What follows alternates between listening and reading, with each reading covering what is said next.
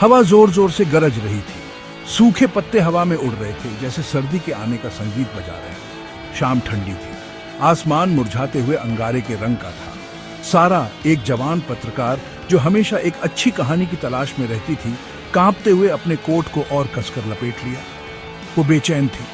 अपनी दोस्त एमिली का इंतजार कर रही थी। उन दोनों को ब्लैकवुड जंगल के किनारे मिलना था, एक ऐसी जगह जो स्थानीय कहानियों और डरावनी किंवदंतियों से घिरी हुई थी। सारा ने फिर से अपनी घड़ी देखी।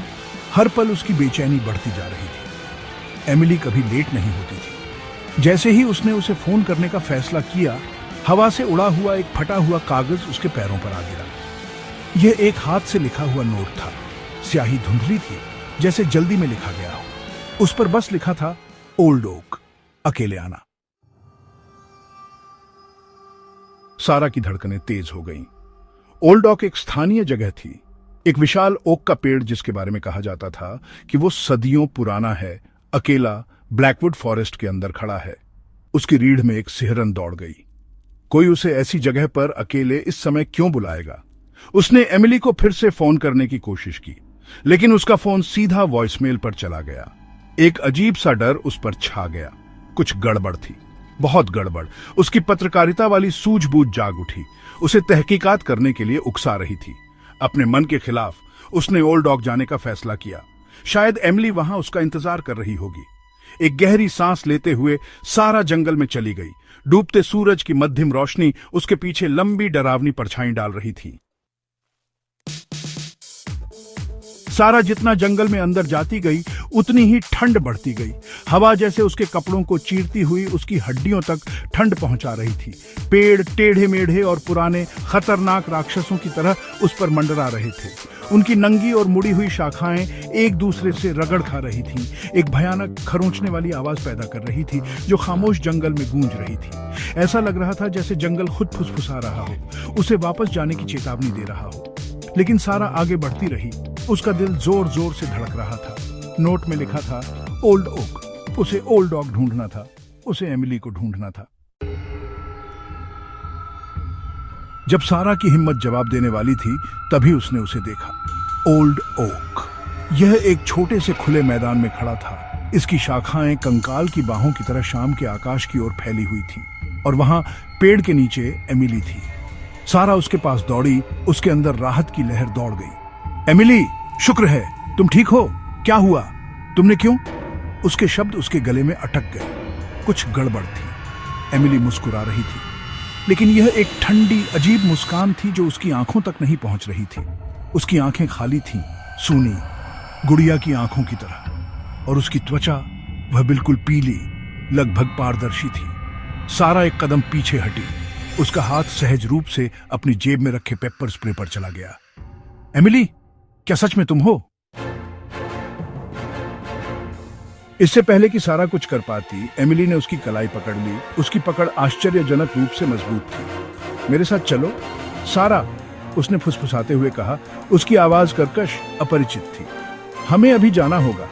डर, ठंडा और तेज, सारा की आशंका को चीरता हुआ निकल गया। यह एमिली नहीं थी, यह कुछ और था, कुछ भयावह, जो उसकी दोस्त का चेहरा पहने हुए था।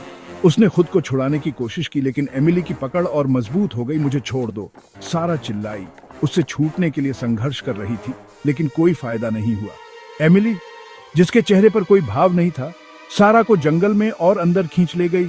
ओल्ड ओक से दूर, अंधेरे के बीचों बीच। एक अनंत काल जैसा लगने के बाद वे एक खुले मैदान में पहुंचे। बीच में एक जर्जर झोपड़ी थी, जिसकी खिड़कियां अंधेरी थी। उसका दरवाजा एक कब्जे से लटका हुआ था। सारा पर भय की लहर छा गई। वह जानती थी, एक भयानक निश्चितता के साथ, कि उसे वहां नहीं जाना चाहिए।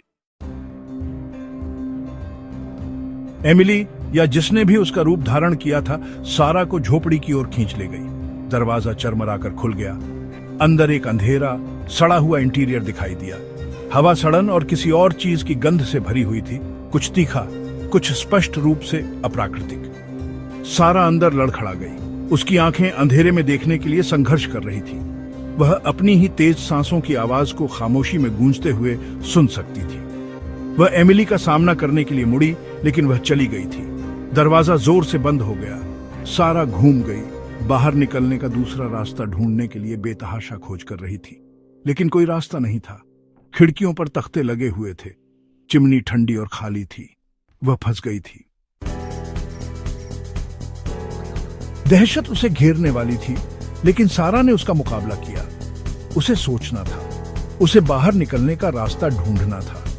जैसे ही उसकी आंखों को अंधेरे की आदत हुई, उसने कमरे के कोने से एक मध्यम रोशनी आती हुई देखी। सावधानी से वह उसके पास गई। रोशनी एक छोटे लकड़ी के संदूक से आ रही थी, जो सड़े हुए कपड़े के ढेर के नीचे दबा हुआ था। कांपते हाथों से सारा ने ढक्कन उठाया। अंदर मुरझाए हुए मखमल के बिस्तर पर एक सफेद पंख था। जैसे ही सारा ने उसे छुआ, पंख एक नरम गर्म रोशनी से धड़क उठा, और उस पल एक ही भयानक विचार उसके डर से निकल गया।